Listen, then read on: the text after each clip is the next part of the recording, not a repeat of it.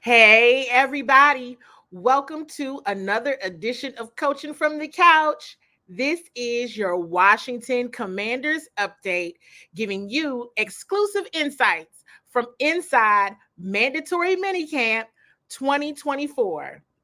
And I am your host, Candi CWall Waller from Bowie Television, and I am ready.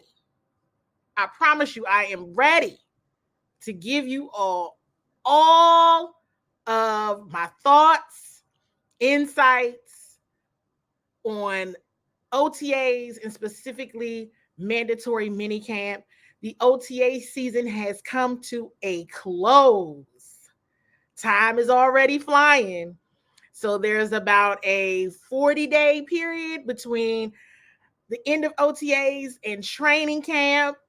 So we're going to be a little bit without all of the good stuff and good information from football practice. But of course, the conversation is going to continue on, and we're going to go ahead and get into all of the thoughts on mandatory minicamp. You all, if you are joining for the first time, welcome.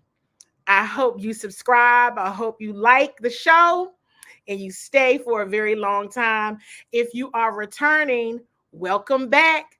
You already know the drill with me. I hope you're getting to know me a little bit. And for those who have known me for a while, I don't think there'll be a rant on this episode because I don't think I have anything to rant about per se, but I definitely have some thoughts and just overall takes on how I think the OTA season has been so far. Okay, there's been a lot, right? There's been so much that has gone on in a positive way. In a positive way. The one thing that could have been taken negatively with the release of Brandon McManus, hey, it had to happen, right? And the team has moved on and continued to keep out distractions and anything of the sort. So that's kind of the only thing there. Um, Injuries have been minimal per se. We know that rookie Johnny Newton is now officially signed. He went through his foot surgery. He seems to be progressing well and should be ready, toward the end of the summer. So these are all good things. Linebacker Frankie Louvu is dealing with a minor ankle injury. I think F.A. Obata is dealing with some things as well, but I don't think there's anything right now that should be, knock on wood. Everybody, you're going to all stay positive about that there's nothing of concern right now in the injury category. So when you're talking potential distractions, one came up, the organization made sure that was alleviated and resolved that situation for the organization accordingly. And injuries have been minor, kept minimal. So those are good. Those are good. Everyone in attendance, not the overall, drama chatter about who didn't show up, who was there but didn't participate because they're waiting on this or waiting on that. None of that chatter. None of that chatter this year for the Washington Commanders. So those are all good things. Definitely hit the thumbs up if you think those are good things as well. So I'm going to get into just some overall pictures. Shout out to Bowie TV photographer, videographer, Darrell Owens, who is holding us down with the highlights, videos, and photos. So I'm going to show some of his photos and just kind of go through some conversations about some of my takeaways from the position groups overall. And then I'm going to get into probably the first 5 minutes of Dan Quinn's final press conference to close out the OTA session, which there's some nuggets in there. You all know I like to share my nuggets, some of the things that I've just really wanted to hone in on or really wanted to share with you all a little bit more based on what I saw. And so let's get right on into it. I'm just probably going to go through the position groups. Let's go ahead and get started. The running backs pops up. You all, this is in no particular order as well. Want this to be clear. So the running backs, this picture is up. So you see, listen, This is a group that's continuing to grow, that's continuing to get better. Earlier this week, Austin Eckler met with the media, did his press conference, earlier in OTAs. B-Rob met with the media, and they're talking about, and this is overall what everybody's talking about. You're hearing it from the coaches, you're hearing it from the players about competition and the healthy competition and the readiness of the individual players, the position groups, and the team as a whole. So excited to see where this group goes, excited to see what more can Chris Rodriguez contribute and do as well. I think there's some promising things happening with this running back group, not to mention position coach Anthony Lynn is a strong, we already know he's one of those coaches that everyone knows. He was the head coach. He's worked across the league, has a ton of respect. Players love playing for him and working with him. So more to come on this. Can't wait to see what happens and what continues to grow from this group. They definitely are getting stronger. They're building that relationship overall as an offense and as a running back room. So all good things. And let me just also say this. It'll probably be more than likely all good things. I do have something to say about something, and we will get there in a moment. But typically right now, you all, it's trending upwards. You're seeing the things that you want to see. So I'm not going to come in here and just try to, pick or nitpick anything. For this point in the season, the speed, the overall collective growth, the work ethic, it's there. The progression, you can see it. And it's noticeable. Even with the last day of mandatory minicamp, the energy was so high. It was almost like I was getting the sense that these guys still want to practice. They would probably be fine continuing to go through and continuing to work together, watch film, get out there and get after it, take more reps, just get better. You've heard several players share in their press conferences and individual interviews that that's the way you get better, is by taking more reps together. So I was definitely getting that sense all week long, like, hey, these guys, is it the last day of school or not? Because is everybody coming back tomorrow? Are they gonna be back next week? Because is the schedule out? Because it was clear to me they're ready to go. They're ready to rock. They're ready to continue the competitiveness and working together. I want to go back to this picture really quick because I want to note something. The officials. I had to ask some of my Commanders media colleagues.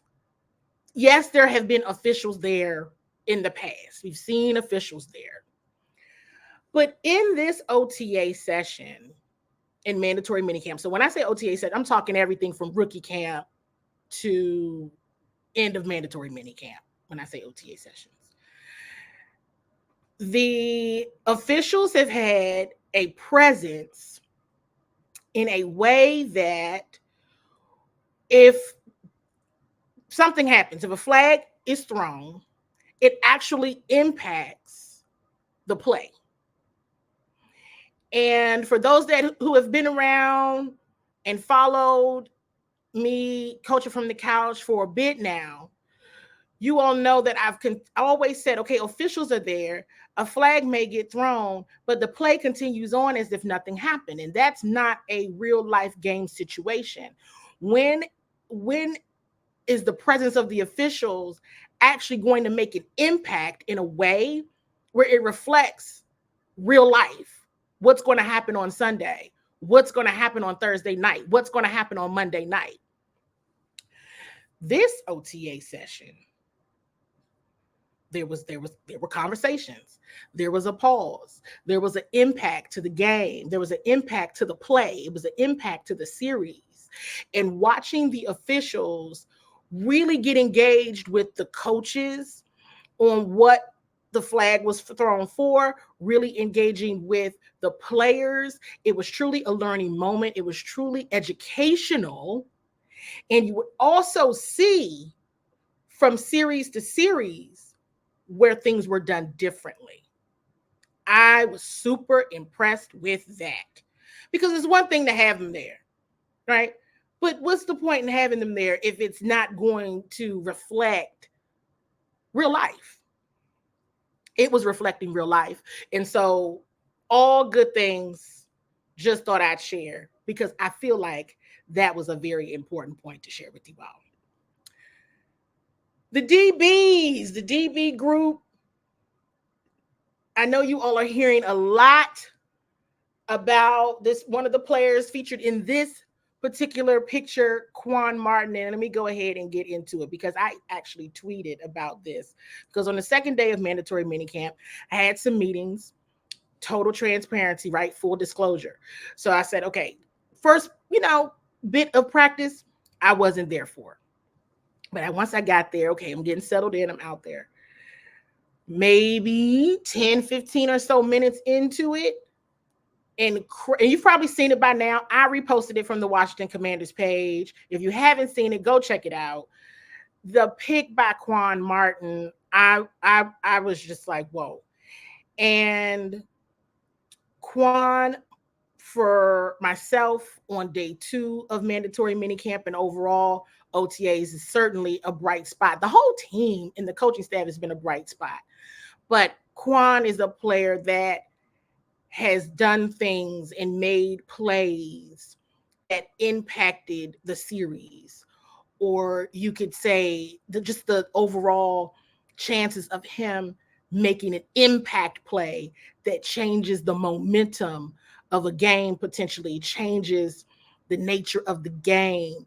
And he did that. I thought it was incredible. And at this point in the season, I actually said it on my tweet where it's like, it's hard to impress me or get me to give you a compliment this early in the season. I'm not, hey, but that's a tempering expectations thing that I do as well. Full disclosure again, but I couldn't believe it. I mean, clutch pearls moment. Oh my gosh. Oh, wow. Whoa. Insane attention to detail. Just wanting to make that play and keep his hands on that football. Let's see it on a Sunday. And then, it'll really be nice. And then we can all say, remember when he did that in OTAs? So definitely had that. Another player I want to mention from the DB group that has been talked about. Now, I guess this then was day 1 of mandatory minicamp. I told one of my Commanders media colleagues, Donna Hopkins, if you know Donna Hopkins from Tony McGee's Pro Football Plus, you can tell her I was talking about her. And I literally said to her on day 1, I said, if Jeremy Chinn fly past us one more time, Jeremy Chinn is and you all have seen a press conference from him. We have it here on the channel as well. Check it out if you haven't already. He is seems calm, mild demeanor, kind of, just mild, right? But on the field is something like maybe a little maniac-ish. He's great, from that. It doesn't, the football on the field personality and off the field, you're like, wow, okay, this is great. You definitely turn it on when you get onto the field for certain, as he should. And so day 1, Jeremy Chinn. Day 2, Quan Martin.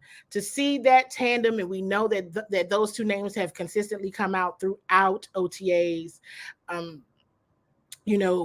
Coach Quinn, Coach Witt have had a lot to say about those 2 and how they'll be utilized interchangeably, so to speak, and really honing in on their versatility and the things that they do very well. It's going to be interesting to see because Jeremy for sure kept flying by, and I was like, okay, I keep saying the number. Wait, this is Jeremy again. All right, so good things, all good stuff. Wanted to highlight. I know I've seen some comments where it's like, can you tell us who you really think, or you tell us some of the more names that you're continuing to hear and what you're continuing to see. Those 2 names for certain, for sure. Moving on in no particular order. Again, I really wanted to highlight Jonathan Allen and Daron Payne. And I'm gonna tell you why. First of all, did happy Jonathan Allen go viral? Can we make a happy Jonathan Allen go viral, please? I'm really asking, because An upset and angry Jonathan Allen always goes viral. So a happy one, please. That would be nice, I think. With seeing him happy and enjoying the atmosphere is fantastic.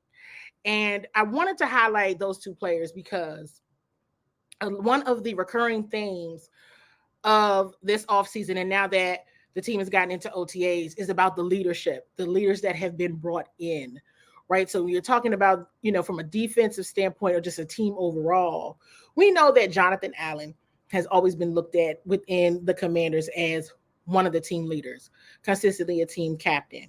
We know that Deron is probably more of those quiet leaders, right? Didn't really say much, but from a play and an impact perspective, he, shows his leadership in that way. It's really great to see them still have their leadership abilities and that leadership demeanor, but also the openness to being led by the other leaders on the team that they now have to lean on and to look up to and to get feedback from.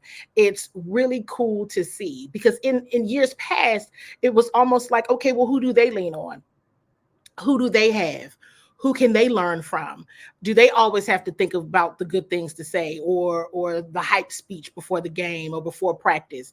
Why does it always have to be the same person? And seeing them be able to still be that person, but also be able to lean and learn from others has been cool. So I definitely wanted to highlight them, and they've been rolling. They've been rolling with their new line. They have some new faces and new folks that they have to learn and get used to, and some of them are featured in this picture as well. A lot to continue to see this group grow as camp continues end of July and through August. So we'll just keep our eyes on this group, seeing them continuing to develop. It's been really, really interesting. Now, let me also just jump here to the offensive line. Now, in years past, and I wanted to mention even today in mandatory minicamp, I kind of looked and I saw Sam Cosmi and Deron Payne getting after it. I saw them getting after it. I'm like, wow, they're getting after it per usual, though, because you typically see, that tandem,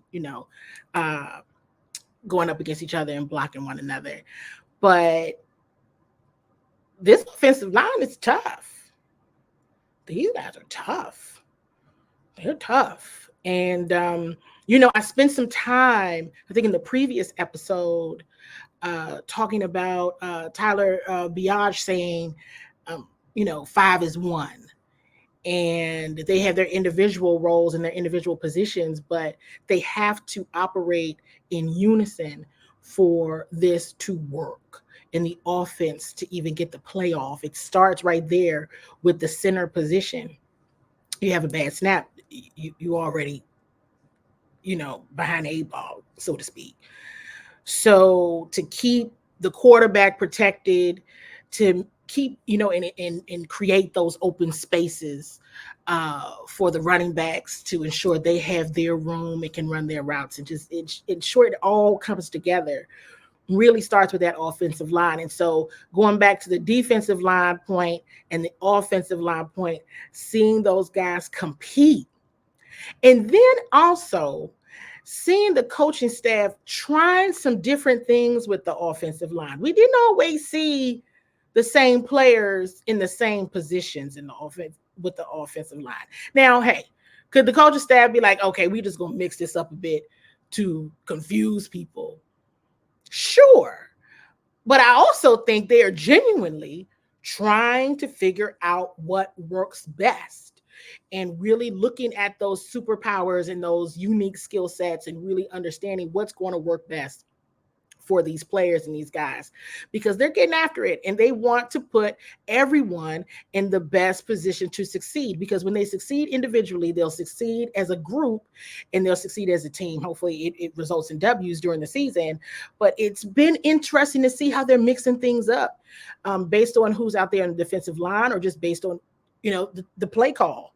Very, very interesting. And me making that comment, also note to offensive coordinator Cliff Kingsbury, certainly certainly seeing a lot of his creative juices and just how much can potentially be done with this offense, which then leads me to this group right here, the wide receivers. So this is a group I'm going to say I'm still I mean the tried and trues, right? Terry McLaurin, is going to get after it. He is just having a ball. It seems like he is really enjoying himself this past OTA session. De'Ami Brown is always making plays as well. It's just going to be interesting. I know you don't want to continue to go back to the past, but that was a group that really did not get utilized from a strength finder's perspective in the previous offense. So going back to the creativity of Coach Kingsbury, it is going to be super interesting to see how these players are utilized and in what capacities. I'm not getting the sense right now. It's still very early, but I'm just not getting the sense right now that you're going to see the same thing.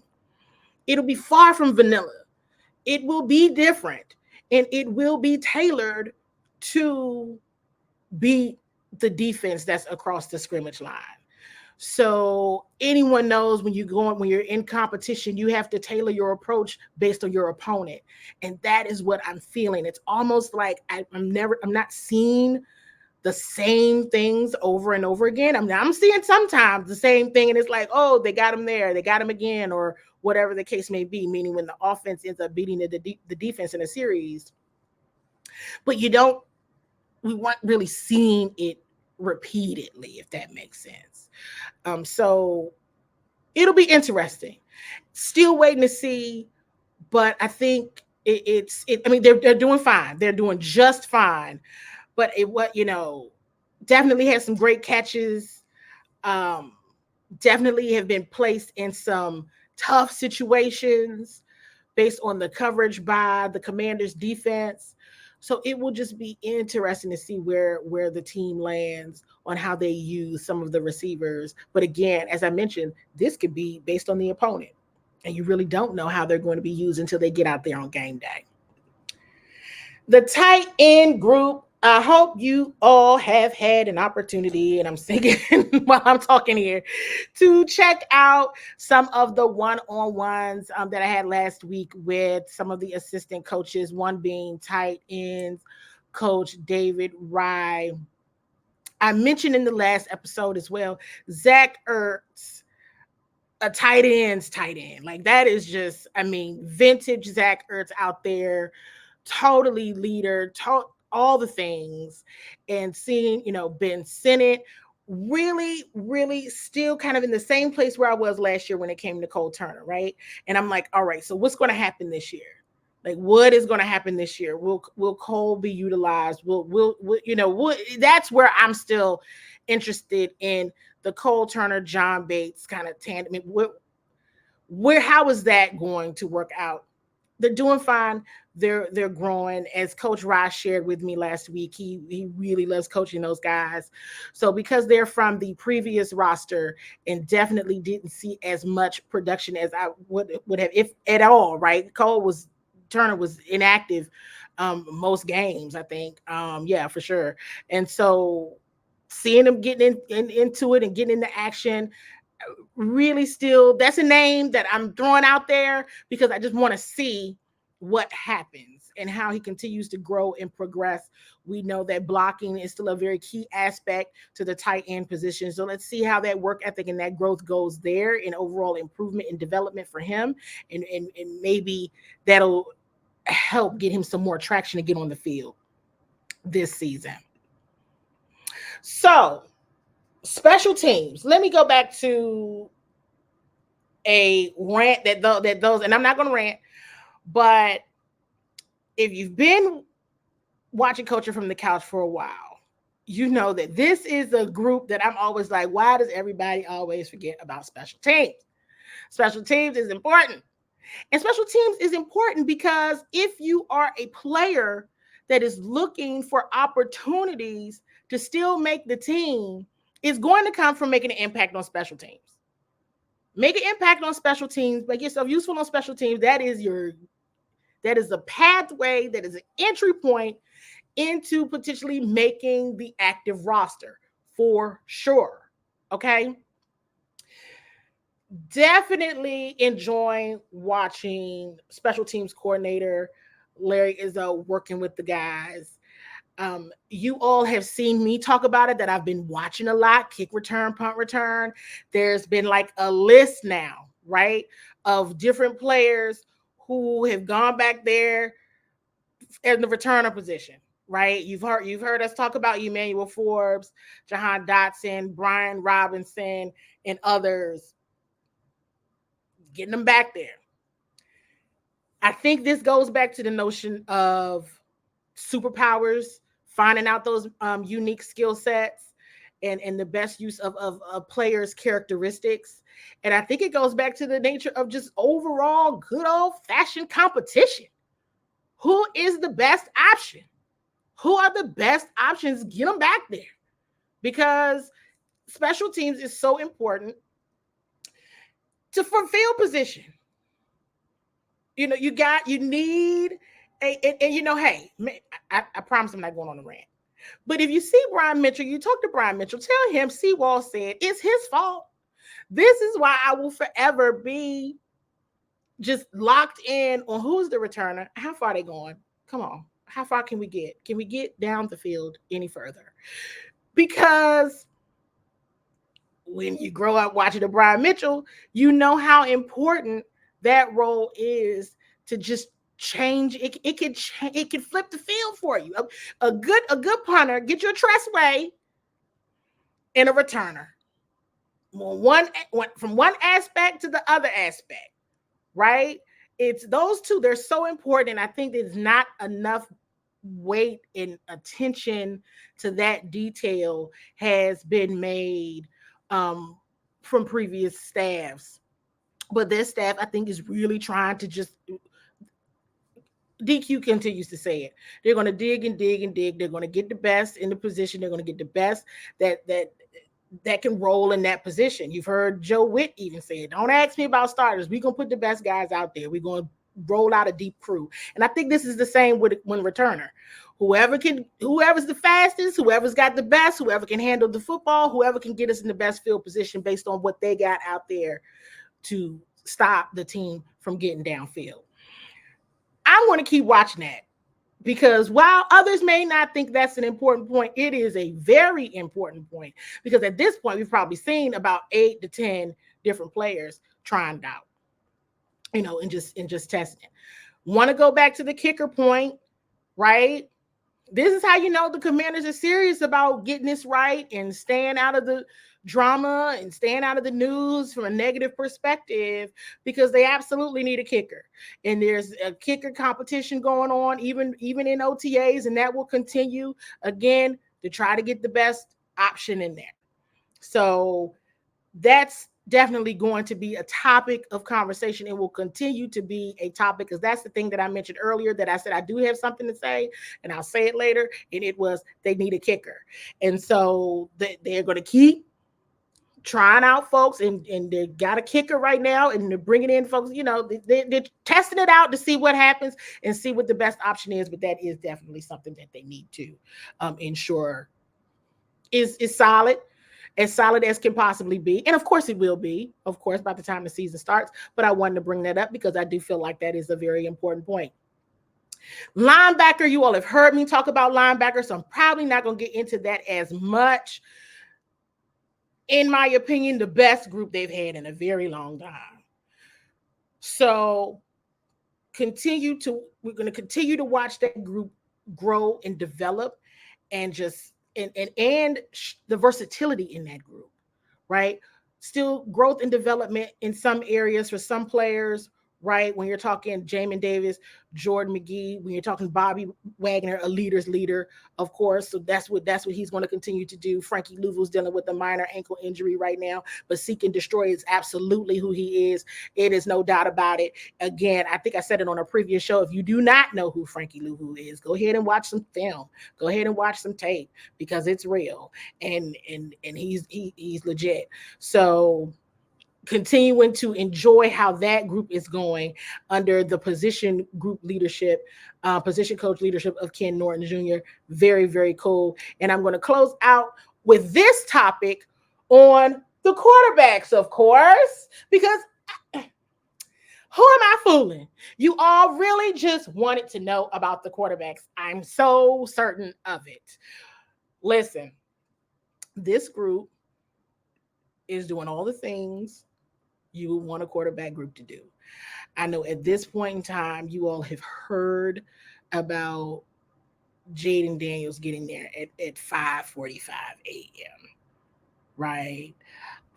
Luke McCaffrey is another one that gets there that early, but specifically talking about the quarterback group, you've heard it.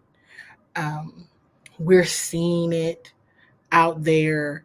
No, DQ is not going to get into the naming the week one starter because he wants the competitive environment there. Everyone is competing, every single position, because you have got to bring your best self to every, not just every practice, every rep. And now, hey, things are good. You're not, this is an opportunity to get those things corrected, and that is what they're doing in real time. I think I shared that on a previous episode. That is what they're doing in real time. So going back to this quarterback group, hey, listen, I've even seen, for what it's worth, I've seen Marcus Mariota not have a good day, and he comes back and he has a great day the next day. Play to play, there's growth. Jaden Daniels is already not the same Jaden Daniels that we saw rookie camp day one. And the humble confidence that he exudes is fun. It's cool to watch. I've mentioned this on my pages, how he answers questions is exactly what needs to be said.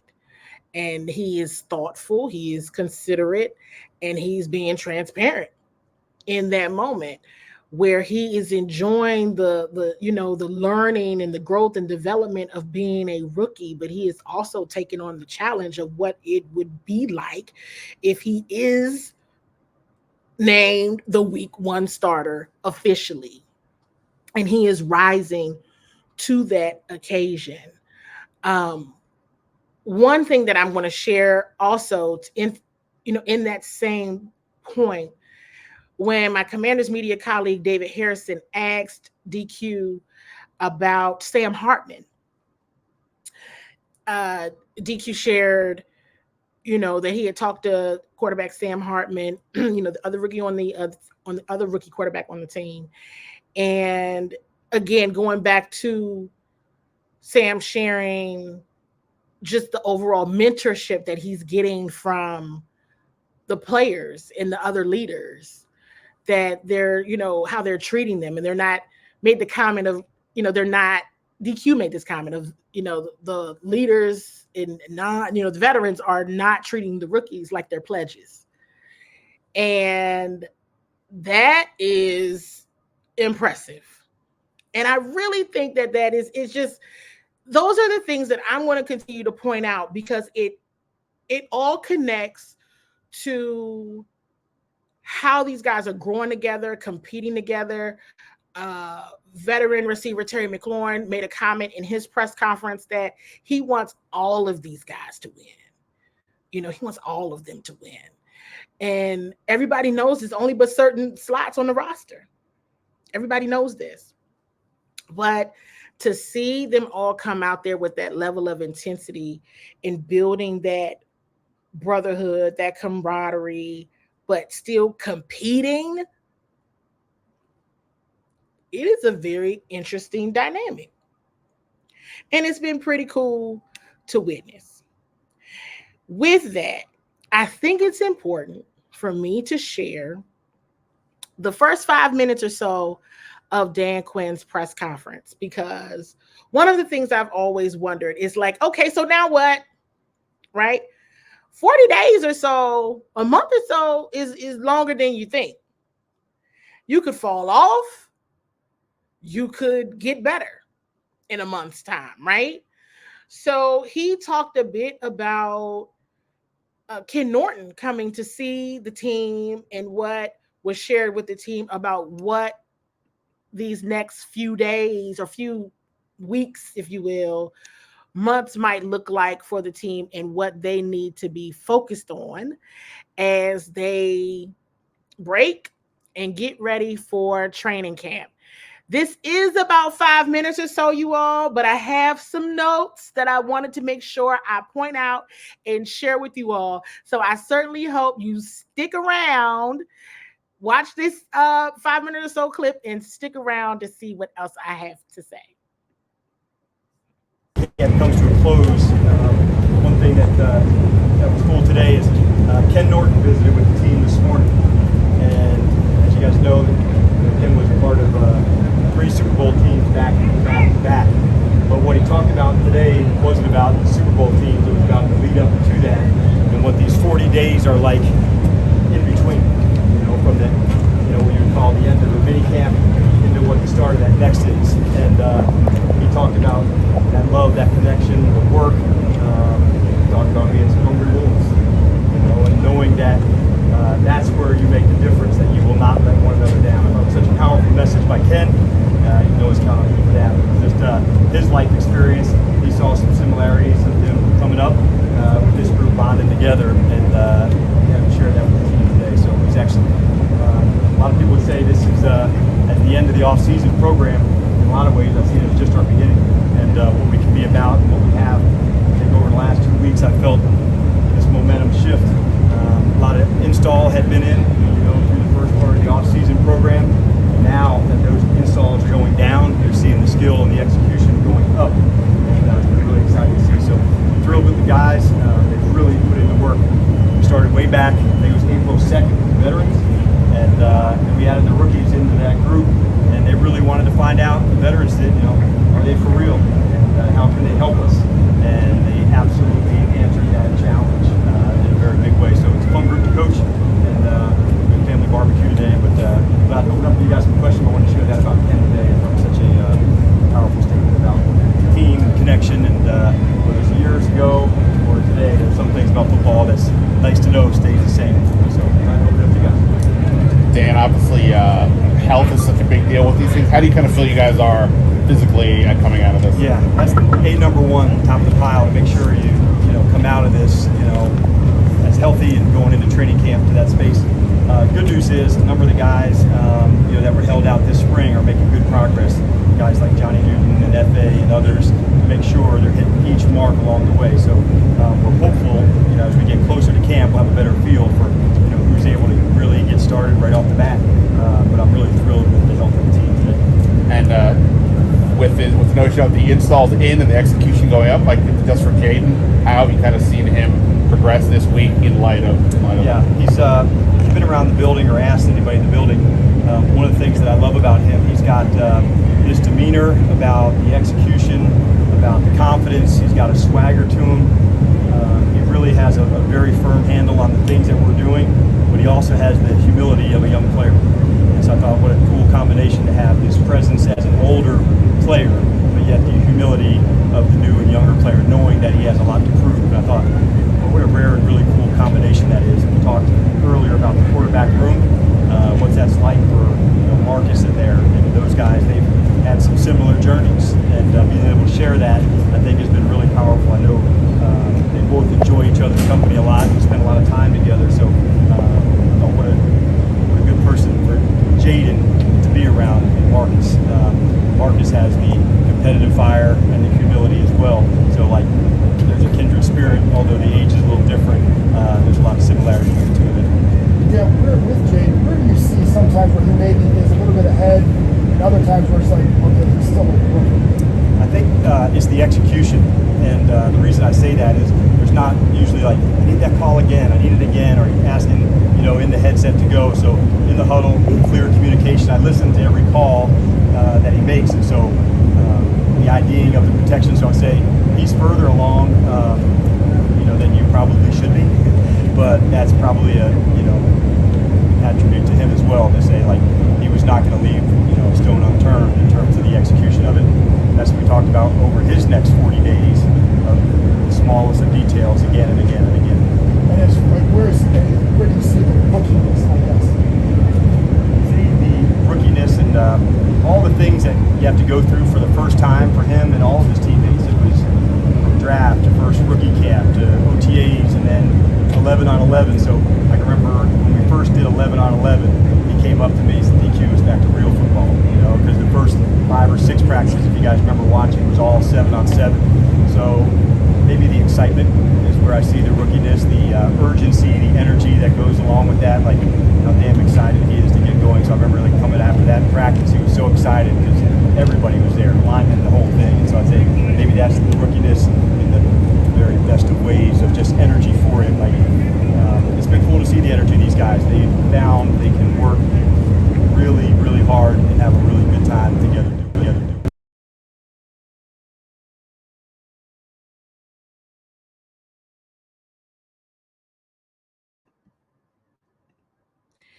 All righty, you all. That was getting into a lot of the conversation, and I know we're probably a little bit tight on time, but DQ had already shared with the media, just overall growth and what that 40-day window really looks like.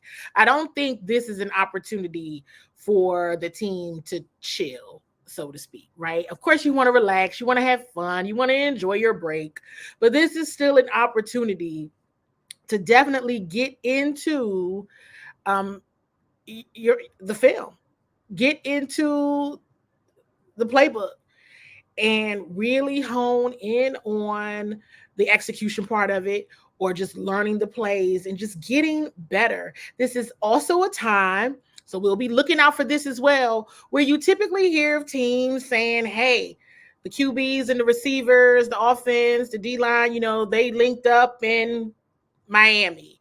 They linked up in Scottsdale. They went here, there, everywhere to continue to work out and get better. So we'll keep our eyes and ears open to see if any of that is going on this off season. And I'm putting off season in air quotes because it's only 40 days, like they said, and then they'll be right back at it. If you all have not seen already, and if you had not seen my post on X or Facebook, the New York Jets did share their open to the public training camp dates, one of which is the joint practice against the Washington Commanders. So the joint practice with the New York Jets has been set. It is Thursday, August the 8th at 10:15 a.m. Eastern Time. You can head to the New York Jets website to get more information there. But that training camp date is already out and set. So I could imagine, and I know that folks have already been asking, when are the training camp dates coming out? So my guess would be, if the Jets are already posting theirs, other teams may post theirs as well. One of those teams being the Commanders. So we'll see. We'll keep our eyes open. Of course, I'll be posting on X. You can see my X handle there at CWall SE. I will be posting and keeping you all up to date as much as possible. Hopefully, from a media perspective, right?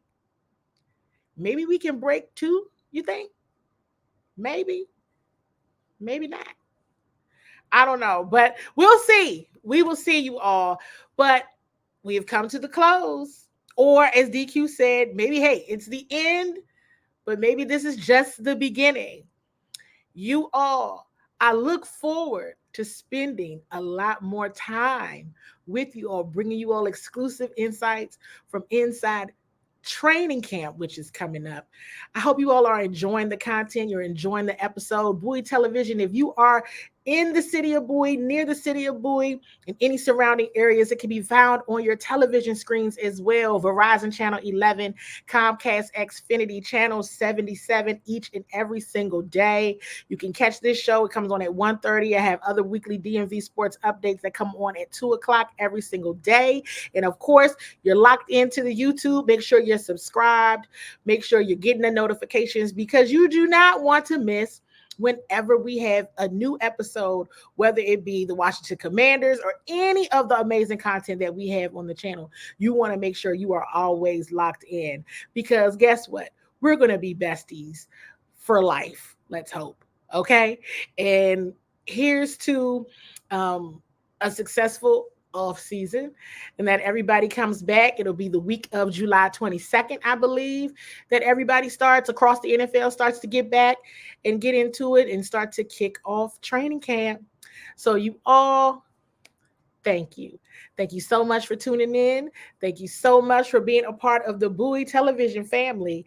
And I will be seeing you guys again soon.